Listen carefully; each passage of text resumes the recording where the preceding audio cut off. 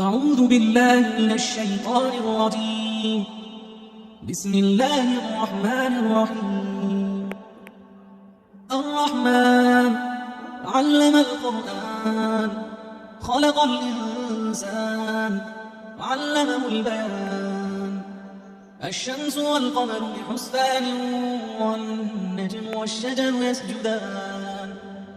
والسماء رفعها ووضع الميزان ألا تطغوا في الميزان وأقيموا الوزن بالقسط ولا تخسروا الميزان. والأرض وضعها للأنام فيها فاكهة والنخل ذات الأكمام والحب ذو العصف والريحان. فبأي آلاء ربكما تكذبان.